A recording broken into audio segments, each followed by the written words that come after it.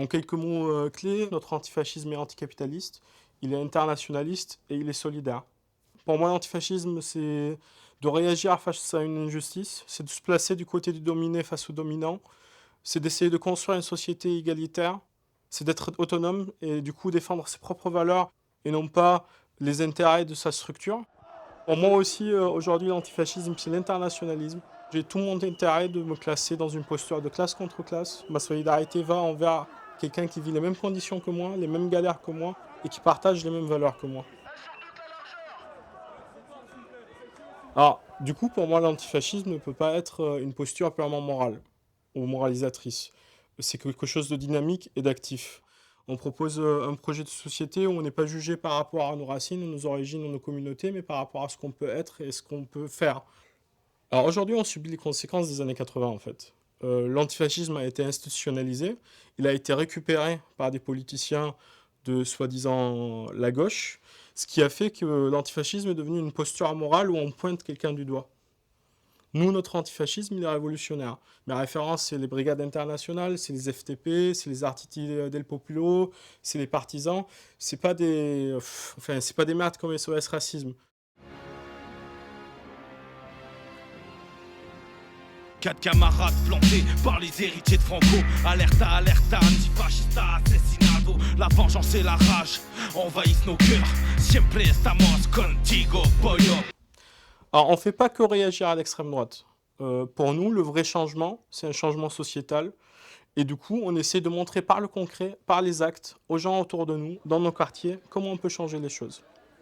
Via notre collectif à Marseille, on a un ciné-club, on a eu un club de boxe, on a fait du soutien scolaire, on a fait du suivi administratif, on a fait de l'aide au logement, on a fait de l'aide juridique. En fait, on a essayé d'agir dans notre quartier sur toutes les luttes possibles et imaginables. De montrer aux gens autour de nous qu'on est là, qu'on est solidaire. Alors aujourd'hui, on ne peut pas vraiment parler des antifas ou d'un antifascisme, il y a des antifascismes. Partout en Europe, partout en France, dans toutes les villes, il y a des collectifs, il y a des groupements qui se créent. Ces collectifs ont leur propre ligne politique. Face à une extrême droite qui va s'exprimer par la violence, par la domination, nous, notre arme, c'est la solidarité, c'est le nombre. En même temps, quand le FN s'exprime, ou quand un groupuscule d'extrême droite s'exprime, c'est pas le bof raciste lambda. C'est une organisation politique qui cherche à se développer, qui cherche à avoir une expansion idéologique et une hégémonie culturelle. Donc il est de mon droit de s'y opposer afin d'arrêter cet avancement. Le meilleur hommage, c'est continuer le combat. Ni oubli, ni pardon, devant les assassinats. Face aux abus de la police, face aux crimes fâchés. Jamais, non jamais, on baissera les bras, notre haine n'est pas factice. Alors je m'en fous complètement du point de vue médiatique sur les antifas. Ils nous montrent souvent en tant que casseurs, en tant que des gens violents. Et ils ont jamais compris en fait le pourquoi de cette violence-là.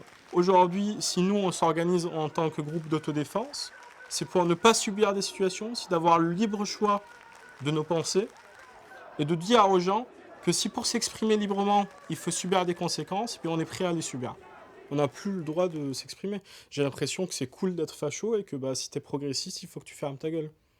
Et du coup, ma réaction, elle est saine, c'est de se dire, bah, je suis ce que je suis, j'ai le droit de penser ce que j'ai à penser. Et c'est pas normal d'attendre que quelqu'un qui, dans son programme, dit qu'il va me marcher dessus, qu'il arrive, qu'il me marche dessus. C'est normal de se préparer. On est en train de vivre une situation de crise. Plus personne ne fait confiance aux politiques traditionnelles. On est dans une fin de cycle. Et du coup, moi, je suis pas là pour vous vendre une idéologie ou un parti ou vous dire de voter machin en couffin. Enfin, je suis en train de défendre des valeurs, des idées. Et mon militantisme, c'est proposer du concret. Aujourd'hui, c'est parce que les gens n'ont plus confiance dans le classique que quelque chose de nouveau peut naître. Et du coup, il faut arrêter de parler. Il faut vraiment agir.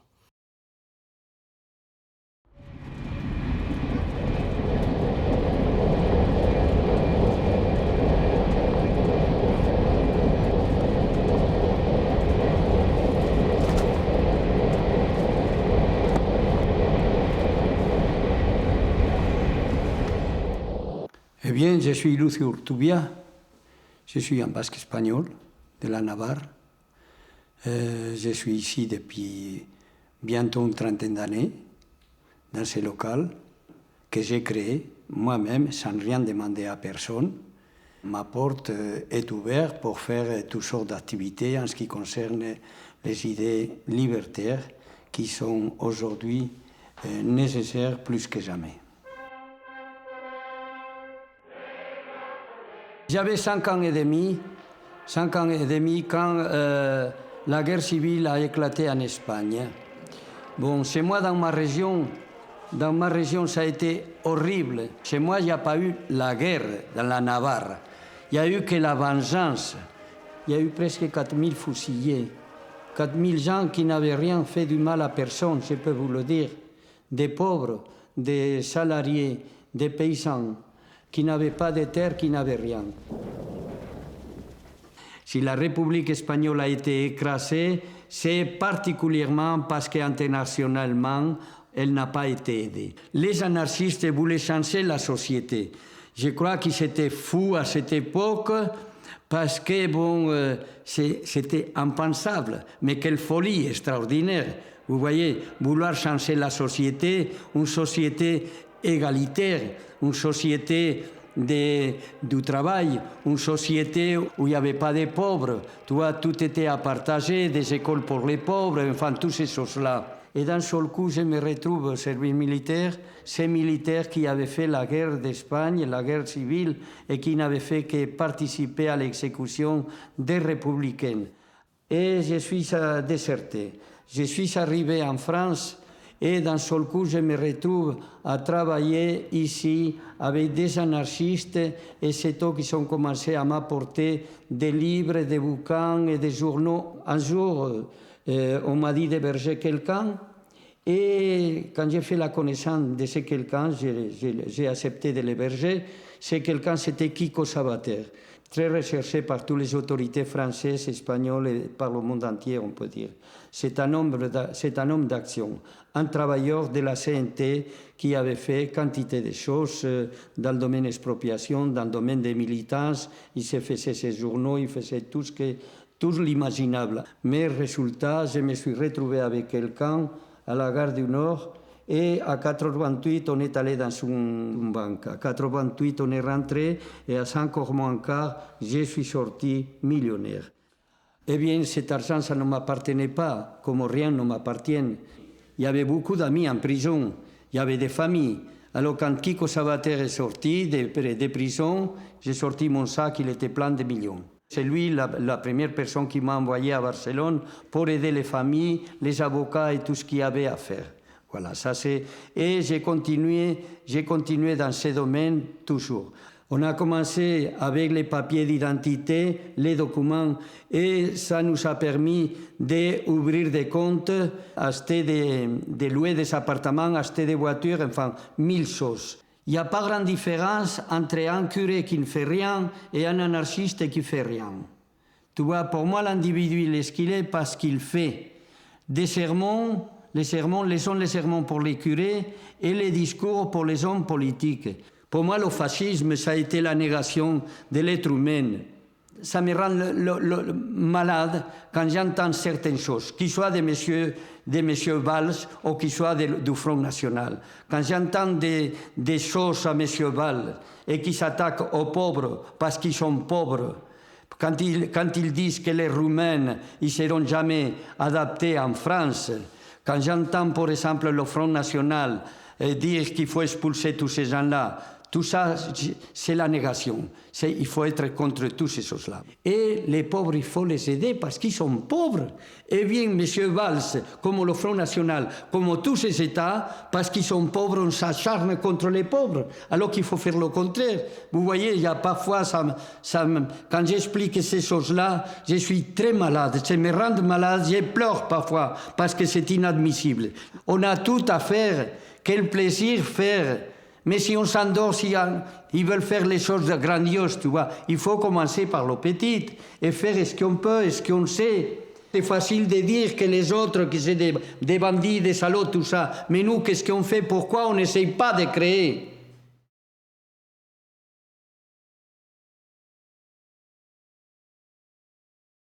Donc, je m'appelle Yves Perrin, je suis militant antifasciste. Comment je suis devenu militant antifasciste? Disons que je suis tombé dans la marmite comme Obélix. Je suis fils de réfugiés politiques espagnols. Mes grands-parents, mon grand-père était responsable d'un parti qui s'appelait le PUM, parti ouvrier d'unification marxiste.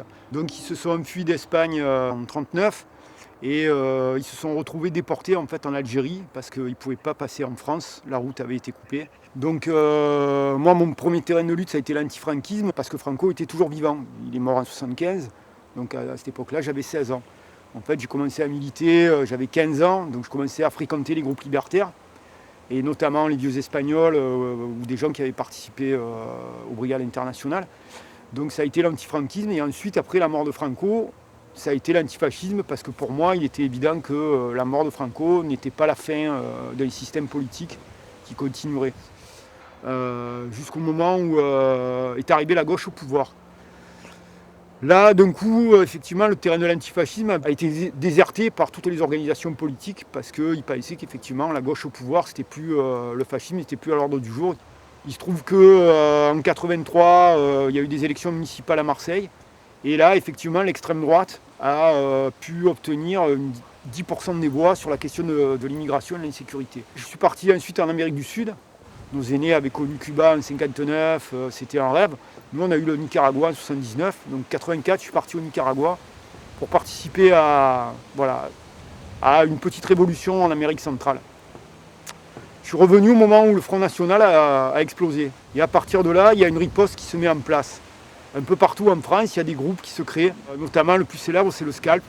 C'est une période qui va être assez importante de développement. Parce qu'on est en plus à l'époque...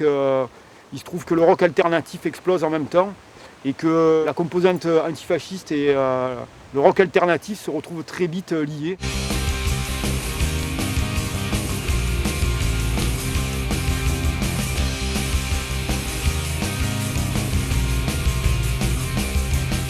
À tous nos camarades qui ne sont plus là, à ceux qui sont tombés, une arme au poing, à ceux qui ont rêvé à plus d'égalité, à ceux qui en prison ont payé leur affront.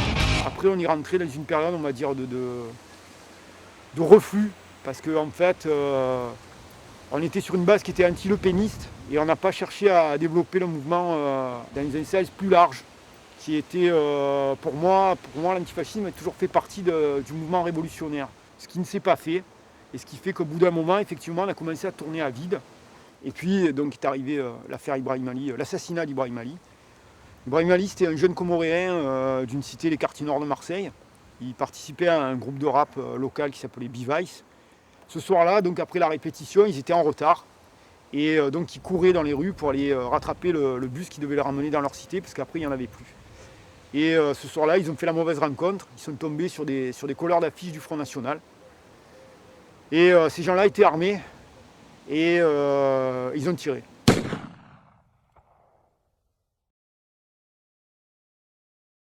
Ça a été un grand moment pour nous de peine. Et à partir de là, effectivement, les choses ont changé pour moi et pour certains camarades. De là a découlé l'idée de monter un groupe qui serait un groupe d'autodéfense. Et c'est de là que sont nés les FTP, francs-tireurs partisans.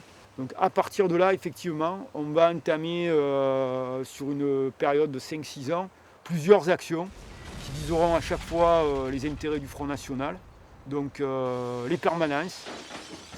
Et après la mort d'Ibrahim Ali, donc, on a commencé à toute une série de plastiquages qui se sont achevés en 1998.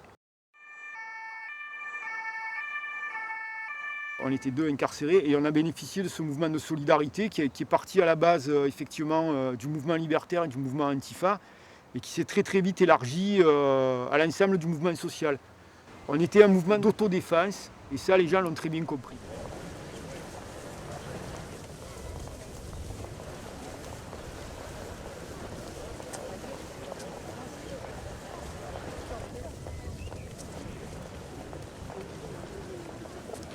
Et aujourd'hui, effectivement, c'est toute la société, l'État, aujourd'hui, qui participe à la fascisation de la société, les hommes politiques, de droite comme de gauche, par leur discours, par leurs pratiques, qui participent et qui sont en train d'ouvrir un boulevard effectivement à l'extrême droite. On manque de penseurs, ça c'est une chose. Et ensuite effectivement, on manque, il faut reprendre la rue.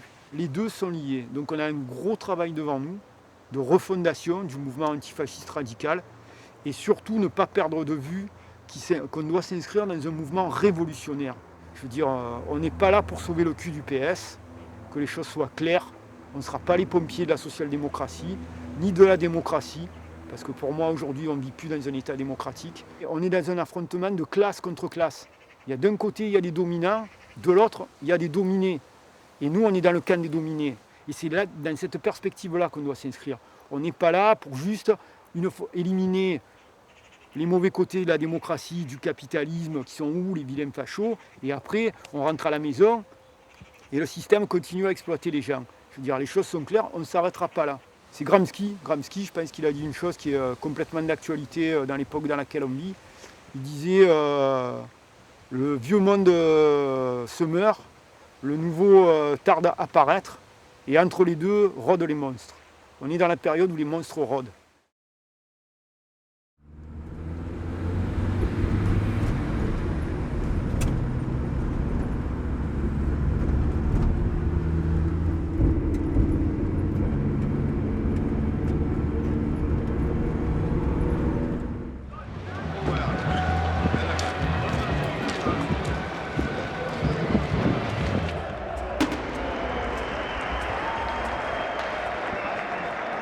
Antira is like an organization or a network of anti-racist and left-wing football fans who are organized in fan groups, in ultra groups, hooligans, normal fans.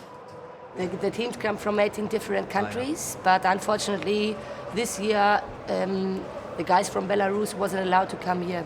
We thought it would be great if we can create an organization or a network which is a bit more political. The first Antira tournament was in 2005, and we invite our guests, we invite all the groups, and the most important thing is that the groups who come here are active in the stadium, of course in an anti-fascist way.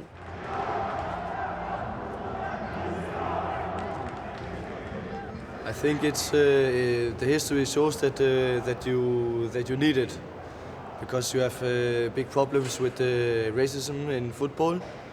You have many fans, hooligans who are organized as right wing. If you want to, you need to do something about it, and if you want to do it, you need to organize in a left wing way to inside the football. It's the whole idea is about making network that we can stay strong together, that we know that we're not alone. We play football together, we have fun together, but we also have political talks and workshops together. And the whole idea is to have a weekend together and know each other and networking. For example, once a year we make a common choreo, so every group is making a choreo in the stadium, and we do that all together, and then so that we have a stronger voice. Yeah, we have in Hamburg since 1.5 years. We have around about 300 refugees from Lampedusa. It's a big political not only discussion, but the city wants to send them back, want to let them out of Germany, and but a big movement of citizens in Hamburg want them to stay, because they arrived here from Italy and had nowhere to stay. In this fight, we as the St. Pauli fans organized, we give them something to eat, we give them clothes, we invite them to all the football games, and for this anti-racist tournament they are playing as well as a team also. Yeah, and they live in our houses. In the wintertime they stay in our houses, in our guest rooms, wherever, or in our living rooms.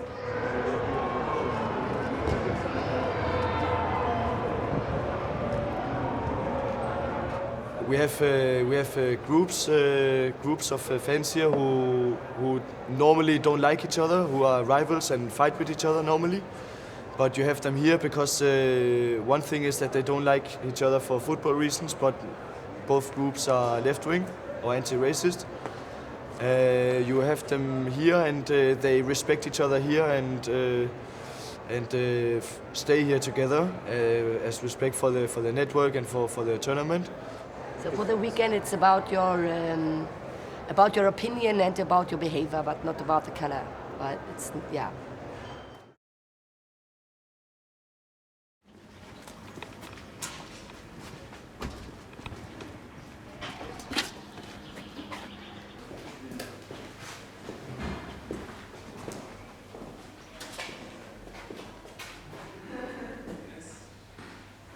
Rote Flora is a big squatted house in Hamburg. It has a 25-year history. If you come from outside, you see maybe the concert program, a lot of hardcore punk bands playing, or you see big parties taking place.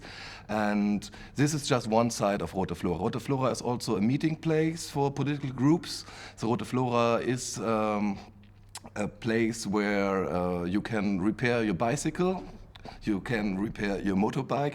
We have we have a big archive where we are collecting papers and posters and everything the left in not just Germany has written over the last 60 years or something like that. And we also got a lot of band rehearsal rooms, and we have a big cafeteria. And there's a big circle of people active inside the house. And if you want to understand Rote Flora, very important is to understand it's a very 100% uncommercial place. It's a very open project. You can do a lot of different things if you think I want to do it, but it's important that it's not discriminating in any way. So we don't like assholes who are doing racist stuff or nationalism. We don't like this stuff. But besides this isms, it's very free to do anything you want here inside the house. So.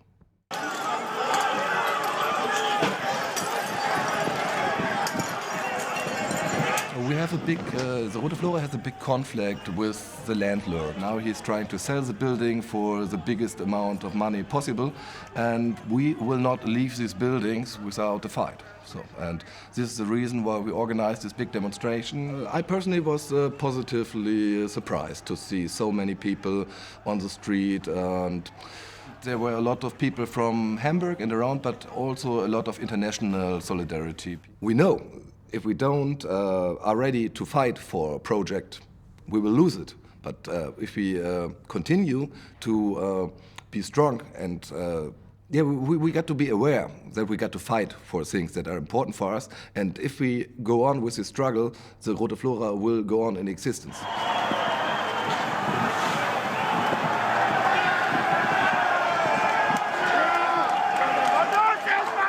Rote Flora is very political because we are taking place in conflicts in the city. We show solidarity with groups, so we supported the Lampedusa refugees or in general illegal people in the city by supporting their struggle on the street, by supporting their demonstrations, by collecting money for medical costs because they are not part of the system in Germany.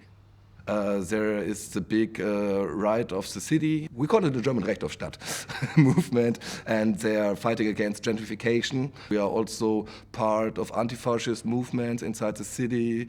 We're trying to be the backbone of these counter activities in a way. So it's not always 100% perfect.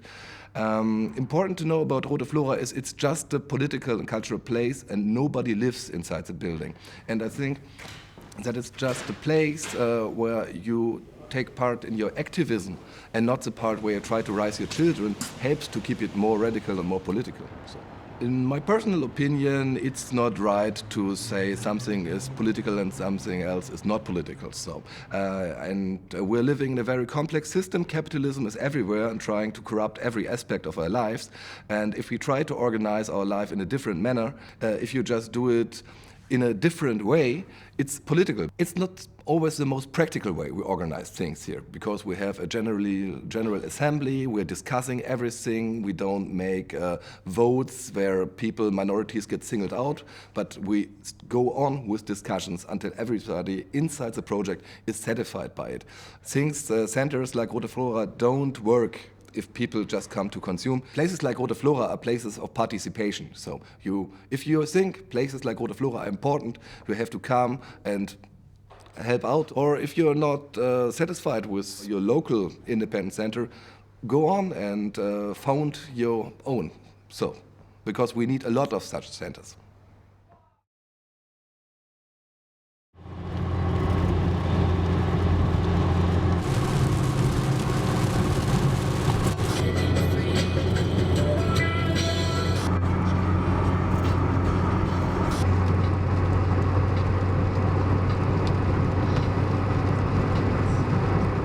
Askatasuna, c'est un centre social qui a été occupé à Turin dans l'automne 1996 et qui avait été un peu la décision de la courante autonome de Turin. Là, c'était le besoin pour les camarades d'avoir un lieu qui était dans un quartier, c'est-à-dire qui nous permettait de faire une intervention politique et sociale, pas seulement pour nous rejoindre et discuter et faire des initiatives dans la ville, mais aussi qui pouvait avoir un certain ancrage dans un quartier, dans un contexte urbain de la ville. Et c'est comme ça qu'il est né le centre social.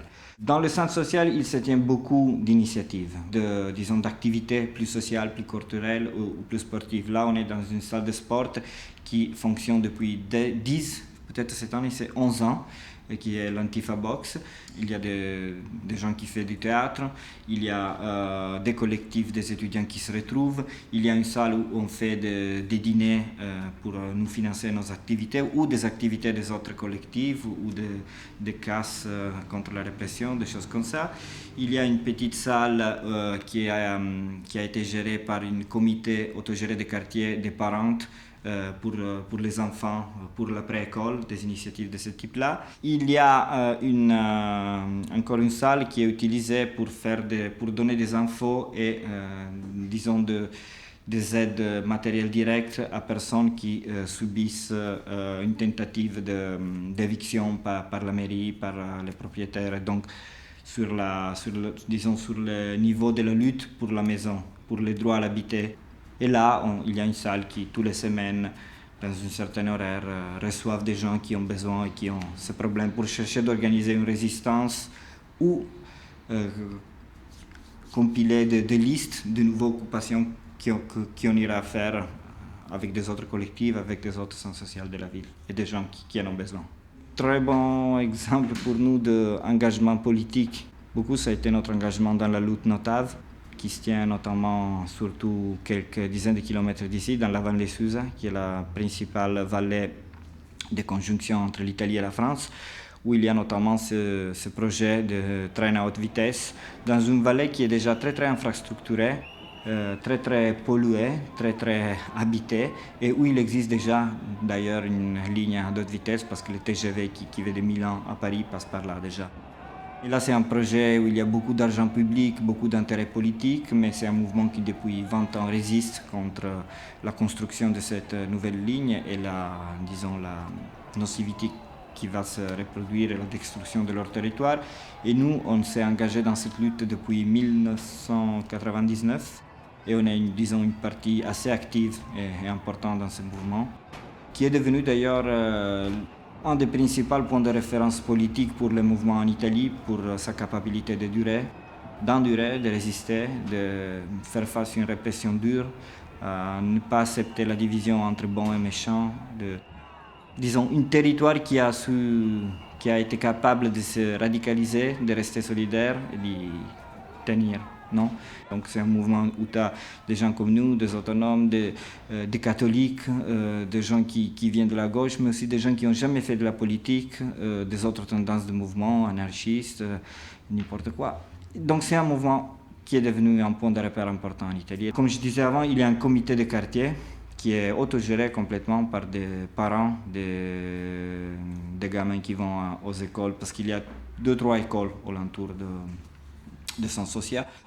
Quand il y a eu de gros mouvements, par exemple, pour la défense de l'école publique contre la privatisation, on a fait aussi des initiatives communes, nous, même avec les enseignants de l'école, avec les parents, comme ça. Et puis, il y a des initiatives fixes tous les années, comme la fête de printemps qu'on fait dans le jardin ici à bas, On tient les jardins ouverts pour les quartiers tout l'été quand ils finissent les écoles. Il y a toutes les semaines une initiative qui est coordonnée avec des agriculteurs biologiques autogérés, disons, là dans la rue piétonale, qui se tient 2 fois par mois. Disons que c'est une des communes, minimum commun dénominateur qui on ressent depuis notre identité, notre histoire, notre façon de base de faire politique. Pratiquer l'antifascisme comme antifascisme militant, c'est important. De ne pas laisser des espaces vides politiques pour ce type de regroupement. Beaucoup de fois, on se fait charger. On a beaucoup de camarades qui ont subi de la répression pour ça, de la prison aussi. Disons que nos objectifs sont de chercher à bâtir une présence forte dans les quartiers, dans les milieux sociaux, qui puisse compter pour pousser en avant une idée de politique, de participation et de militance qui se fait en autonomie, notamment des institutions. De plus en plus, il y a une crise des institutions, une crise de la démocratie représentative dans toute l'Europe, mais dans nos pays aussi dans des formes plus avancées. Il y a un total, presque un gros décollage des gens par rapport à la politique et nous, on croit qu'on peut travailler là-dedans. Donc, pour pousser avant disons, des idées, des pratiques d'autogestion, de militance, d'auto-organisation. Et bien sûr, les objectifs, ils seraient des objectifs tellement hauts qu'il est même difficile à les prononcer, c'est-à-dire changer tout. Bien sûr, ça reste des objectifs révolutionnaires, mais on est dans une époque qui n'est pas trop révolutionnaire pour le moment, mais qui est pleine de contradictions. Pour nous, ce qui est important, c'est que la jeunesse surtout arrive à gagner une habilité à conduire leur vie, à être autonome vraiment, c'est-à-dire à ne pas être sous le chantage d'une organisation sociale qui nous dit que le problème c'est le manque de travail, alors que le problème c'est pas là dans nos sociétés. Ce sont des sociétés très très riches. Le problème c'est la distribution de la richesse, la possibilité de chacun de faire sa vie, et c'est sur ce niveau qu'il faut lutter selon nous. Tous les niveaux de la vie sont politiques, donc tous les niveaux de la vie sont à travailler politiquement. Ce qui ça veut dire, pas idéologiquement, c'est pas question d'une banderole, d'une idéologie, mais c'est d'une pratique, d'une méthode, de chercher à se construire la vie quotidienne autrement.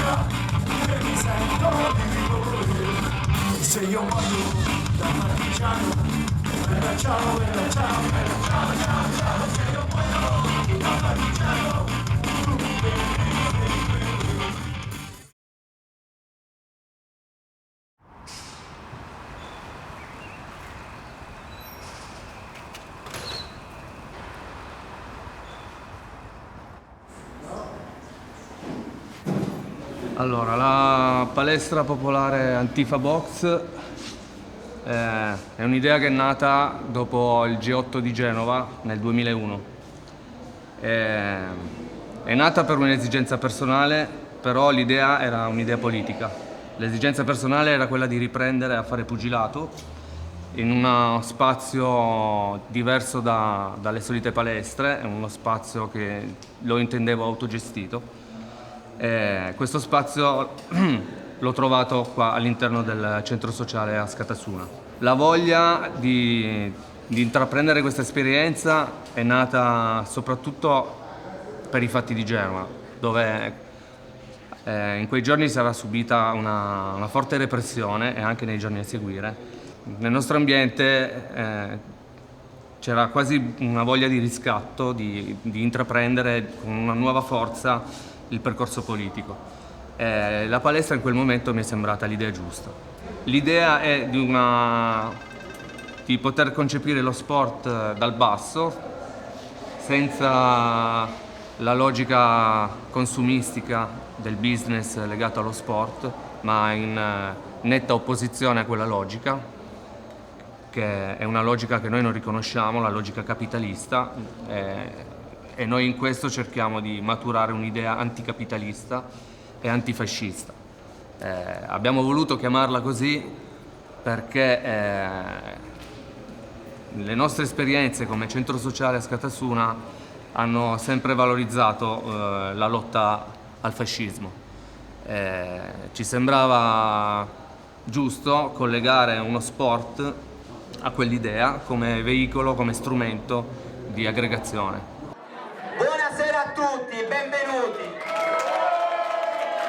Dai, allora, sesta edizione della Grande Box, Antifa Box Torino.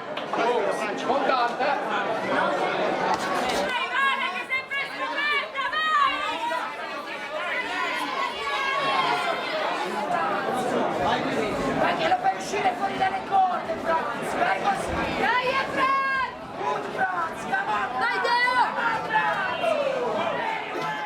È andata avanti negli anni con tanto successo e tanta presenza di persone che ha portato poi a far diventare la palestra una struttura, non più un luogo dove ci allenavamo all'inizio noi, soprattutto noi compagni del centro sociale.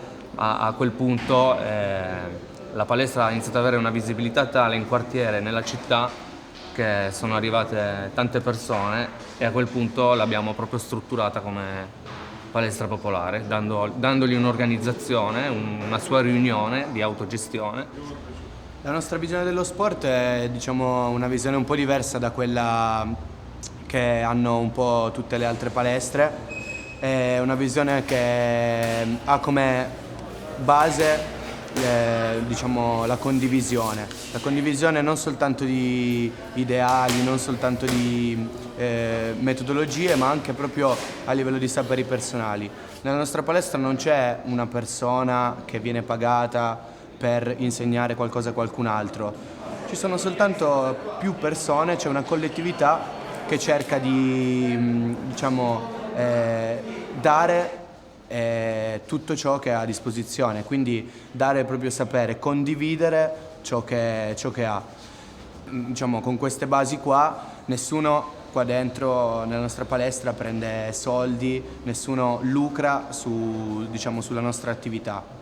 Ciò che ci importa anche molto è l'aspetto, diciamo, più sportivo. Nella nostra palestra non c'è una logica estremamente competitiva, non c'è una logica estremamente agonistica, c'è una logica anche qui proprio di condivisione e magari anche a volte di voglia di misurarsi con gli altri, però noi non abbiamo l'idea dell'utente come persona che viene nella nostra palestra, bensì come parte integrante del nostro gruppo, del nostro collettivo.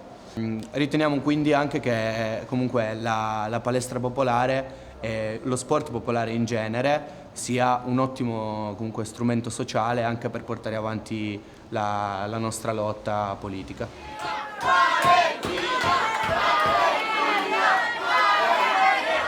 Anzi, la presenza femminile è notevole.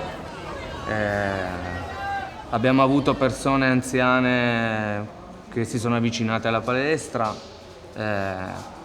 giovani, bambini. È uno sport che lo adeguiamo a chi viene, all'età, al sesso no, perché è uguale, le ragazze fanno box con noi, combattono anche con noi, non c'è un discorso sessista allucinante alla base.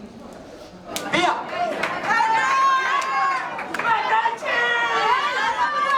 Il messaggio appunto è quello di diffondere il più possibile il concetto di sport popolare, creare sempre di più strutture che possano permettere a tutti gli strati sociali di praticare lo sport, perché lo sport è un diritto di tutti.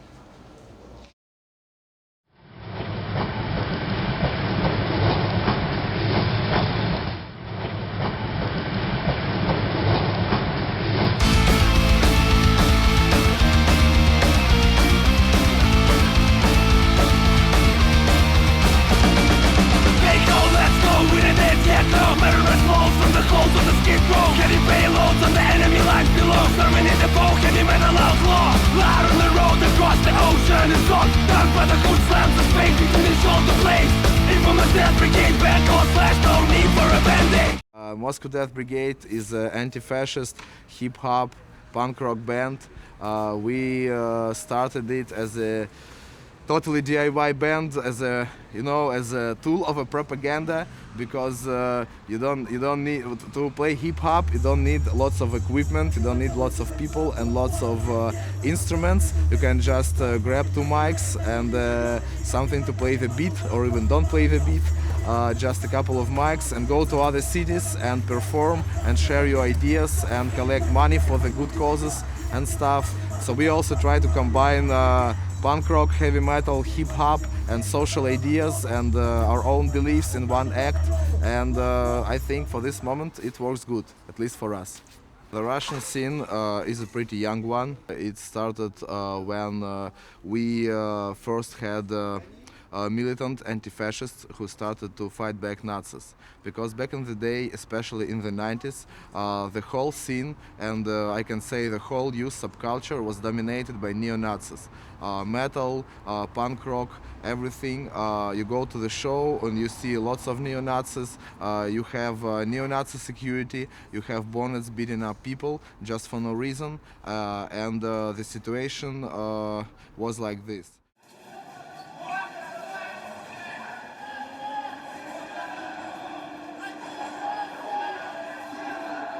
And then we had people, actually a very small group of people who started to fight them back, who started to attack them on the shows. And one of those people was Ivan Khutorskoy, also known as Kostolom, our friend who was murdered by neo-Nazis, shot just when he was entering his apartment building. One of the many victims of neo-Nazis in Russia. So when these people started to fight Nazis back, some other bands have started bands which were openly anti-fascist, bands which have followers who also were ready to fight Nazis back, and more people started to join the anti-fascist movement. But the problem was still serious for many years. Because as anti-fascist activists, we have always been outnumbered by neo-Nazis.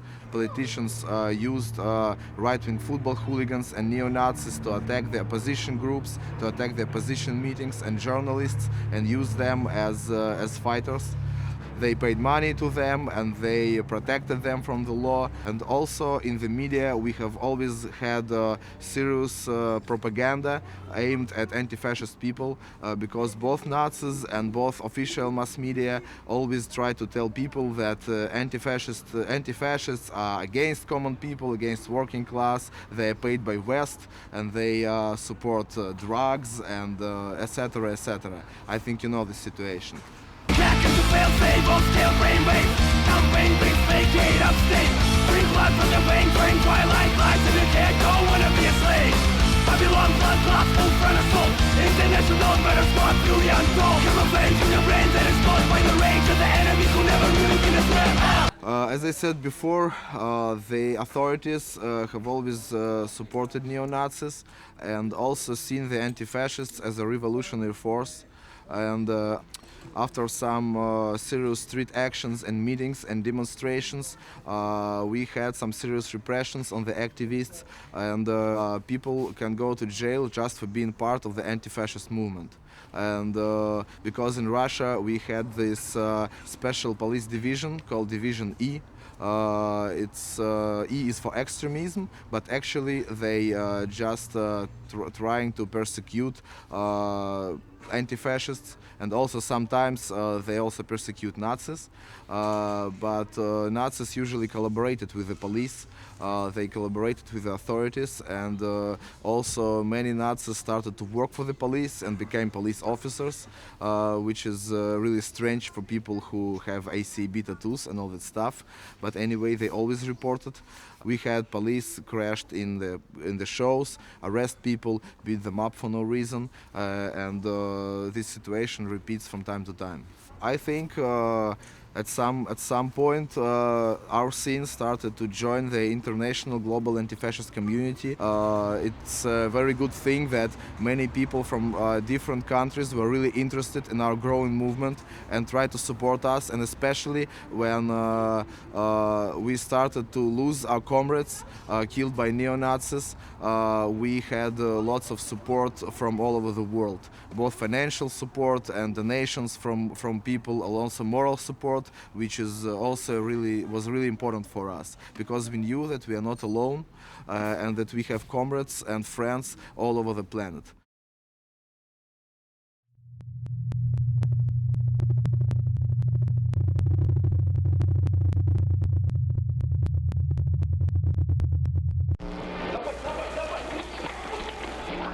My name is Peter. I've been part of Moscow anti-fascist scene for years. Yeah, we were among the group of people who were, like, started the whole stuff in at least in Moscow region, and we went through good times and bad times, and like the movement I first entered when I was teenager have been gradually, geometrically rising and like developing and changing, and I'm very proud of being part of that. You know, it's different in Western countries and in ex-USSR, I guess, because there we have that absolute clear understanding that if you are not going to help each other, then the hostile society will just eat you and like get rid of you. And like I was from a poor neighborhood, and like all my friends were in the Nazi movement, of course, and because it was the most widespread movement in the 90s, and I couldn't enter their scene. I just hated it. And finally, when I got a couple of kids who had the same view and like on the situation, I was like I felt myself in heaven. And then I entered whatsoever the anarchist and anti-fascist scene, and like whatsoever football hooligans scene, and like all possible scene, punk scene. That like we were like among the first whatsoever real militant anti-fascist groups in Russia. So, and being really effective against the Nazis, who were the absolute majority in Moscow, but still were very disorganized and chaotic, and like we could really deal with them.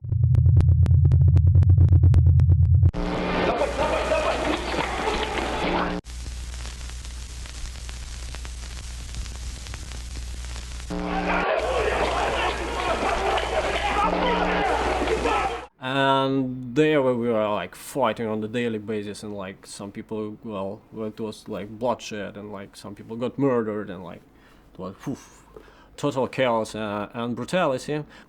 Being a punk, anti-fascist, trashy hooligan is much safer in Russia than being normal, because it gives you opportunities. It gives you the correct understanding of life, current instrumentarium of proper living in the trash society, and it gives you a lot of friends.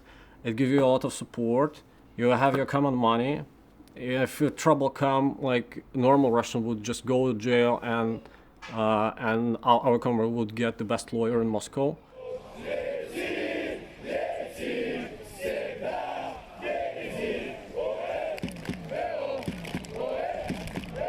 There was like the first kids from Minsk would come to us and say, "Wow, we just established our anti-fascist football club, MTZ Po, and like we are 20 people, but we are all very, very active, and we said, okay, we can come to your derby match and like help you fight back." Then after years, they developed their own, like they kept winning, and they developed their own crew, and that crew was developing more and more. Well, but the most important part of our cooperation which came to be crucial at later years, was that instantly, as soon as someone would get problems with the police when the massive repressions against the scene would start in a certain region, then the people would just pack their stuff and go to another country or to another city, and they would instantly find the place to crash, maybe work even, and that would be all off the record and absolutely only through our networks. And that's how we evacuated in 2010 like masses of people.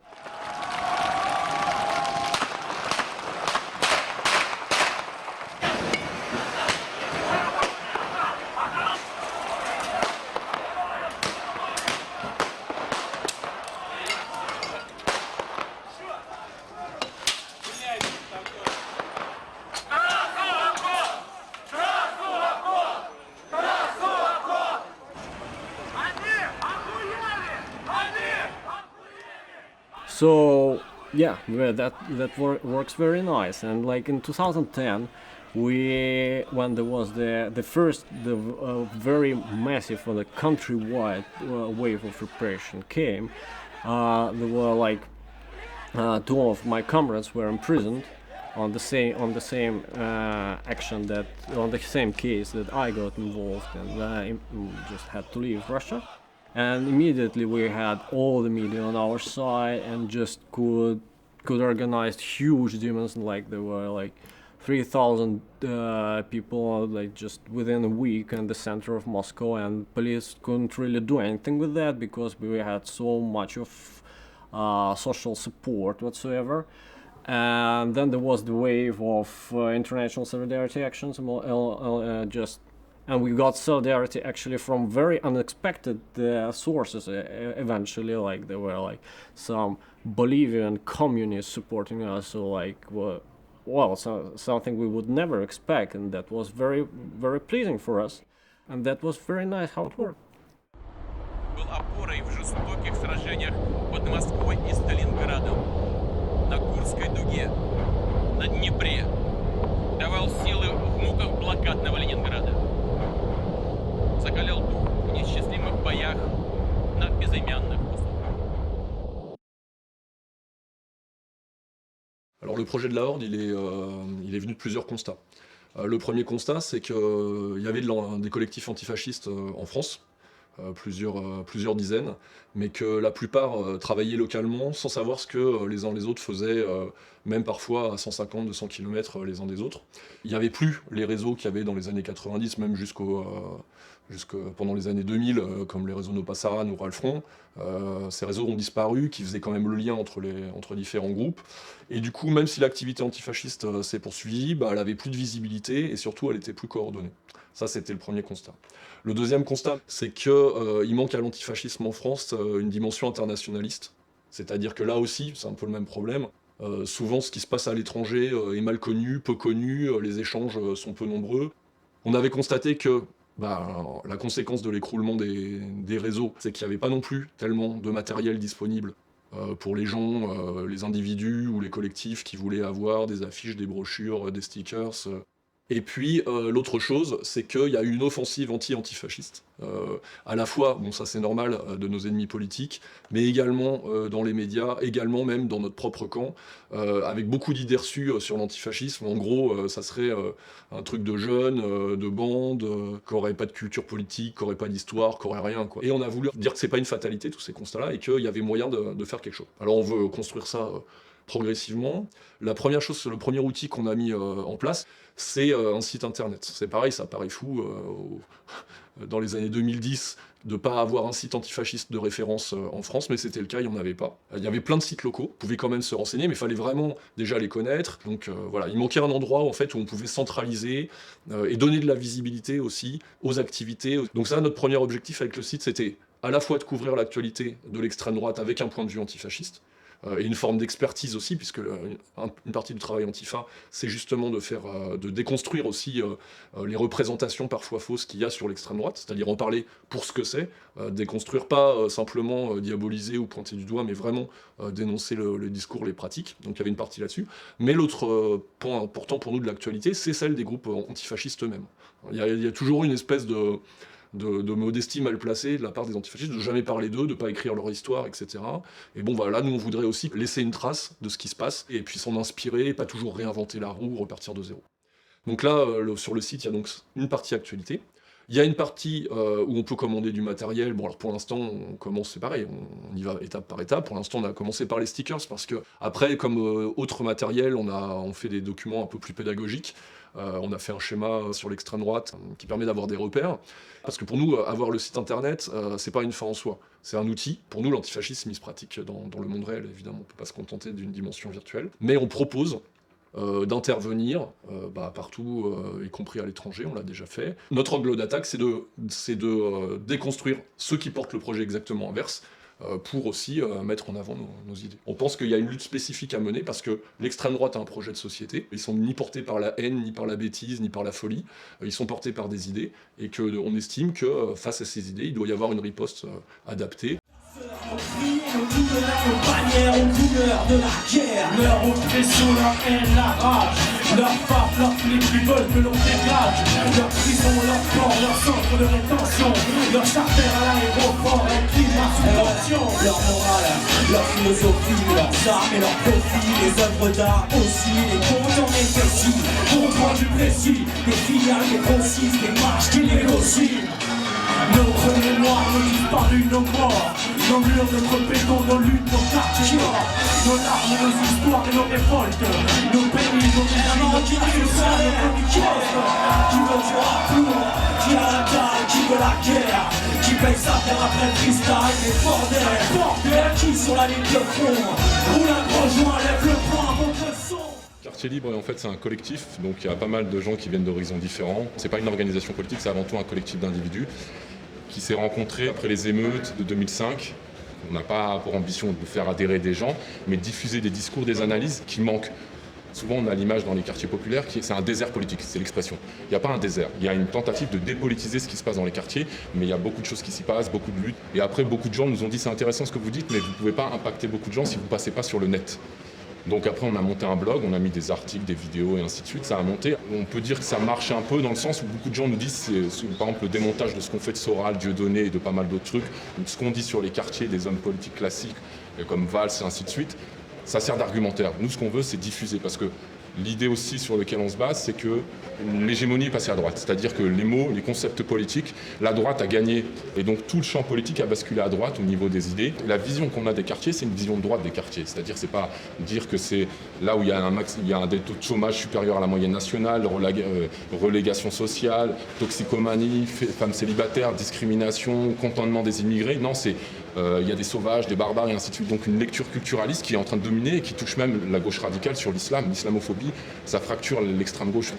Une partie de l'extrême gauche était pour la loi sur le voile, en disant oui, laïcité. Ils ont complètement intégré, assimilé le discours de droite ou le discours républicain sur l'ennemi se trouve dans les faubourgs. La place des voyous, elle est en prison. Plus exigeant sur les critères de l'assimilation, parce que l'assimilation, c'est le mot qui est écrit dans la loi. Ce qui se passe, les mots qu'on utilise au jour le jour, ça tombe pas du ciel. C'est des luttes politiques aussi, des rapports de force, et ça indique aussi comment on regarde les classes populaires. Elles ont été transformées. C'est pas les mêmes entre la fin du 19e siècle et maintenant. Et pourtant, les analyses pour elles, que ce soit de gauche, c'est quasiment les mêmes, on va dire, de la première moitié du 20e siècle. Primo, nous, ce qu'on défend, c'est un antifascisme politique. Populaire, mais avant tout politique. Toutes les années 80-90, c'était un antifascisme ou un antiracisme moral. C'est pas bien d'être raciste, SOS racisme ou d'autres, c'est pas bien. Sauf que ça n'a pas empêché la montée du Front National. Tu peux pas faire des luttes politiques juste sur la morale, parce que quand tu as des chocs sociaux énormes, la morale, elle bascule. Et puisque maintenant elle est à droite, ça ne suffit pas. Et donc c'est pourquoi il y a une montée de l'extrême droite, il y a une transformation stratégique de l'extrême droite, qui est passée grosso modo d'un racisme biologique qui était un peu disqualifié à un racisme culturel. Et ça percute mieux les gens. C'est-à-dire que les Arabes, c'est des sous-hommes, et ça marche moins que de dire « ouais, mais culturellement, les musulmans ne sont pas aptes à la démocratie ou à la République ou à l'Europe ». Donc déjà, dire que l'extrême droite, pour une partie d'entre elles, utilise des nouveaux concepts. Donc il faut utiliser une nouvelle stratégie. Ils sont tous sur le culturel, le racisme culturel, l'islamophobie. Et là, tu vois des connexions qui se font objectives ou pas entre une partie de la gauche laïcarde et une partie de l'extrême droite. Donc l'antifascisme, pour qu'il prenne vraiment un ancrage, c'est d'abord ancré dans les quartiers, parce que ça a été un truc de centre-ville, quoi. La difficulté, elle est là. Il y a un tel fossé des quartiers, une telle relégation et un mépris de la gauche envers les quartiers que essayer d'amener là-dessus sur ces discussions, c'est très compliqué. Mais l'antifascisme, il peut être que populaire et politique, et pas moral et d'élite ou de centre-ville. Sinon, c'est la fin. D'abord, il faut partir du fait qu'on a perdu. Voilà, c'est la droite qui tient, économiquement, politiquement, culturellement. Parce qu'avec Soral et Dieudonné, tu avais des gens de gauche, machin, qui disaient non, mais il est sur notre base. Non, c'est un ennemi politique. Le problème, c'est que c'est eux qui mettent l'ordre du jour du calendrier politique. Première chose, tu traces la ligne de front, qui sont les ennemis, tu retravailles tes analyses en ancrant le fait que les quartiers populaires se sont transformés, les classes populaires se sont transformées, donc tu ne peux pas penser de la même façon qu'au début, à la moitié du XXe siècle, et surtout un ancrage dans les quartiers. Souvent on nous dit ouais mais c'est compliqué dans les quartiers, ils ne veulent pas de toi. Parce que toi, si tu te ramènes avec ton discours révolutionnaire ou machin de classe qui ne répond pas aux besoins des populations, c'est clair qu'ils vont te cracher à la gueule comme n'importe qui.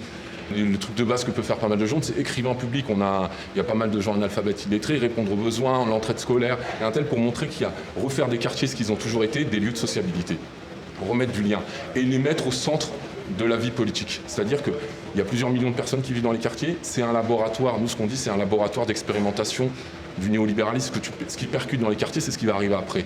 Bon, là, on est toujours en train de dire ouais, mais maintenant la boîte d'intérim, c'est le premier, ça va être la première entreprise de France. Mais dans les boîtes, dans les quartiers, c'est quasiment la première depuis longtemps. Et là, tu vois véritablement un mépris de la gauche et la gauche radicale aussi envers les populations des quartiers. Ils sont encore croyants, ils sont musulmans ou chrétiens, ils pensent qu'à réussir dans la vie et ainsi de suite. Mais pourquoi tu veux qu'ils soient meilleurs, entre guillemets, plus révolutionnaires que toi et le reste de la société ? Et c'est parce que tu n'y es pas. C'est parce que tu n'as pas d'analyse. Tu fais des plans sur la comète. Tu crois qu'en restant dans un entre-soi culturel, nous, ça ne nous intéresse pas d'être dans l'entre-soi culturel politique. Nous, promouvoir nos idées, c'est une guerre culturelle. Enfin voilà, un peu ambitieux.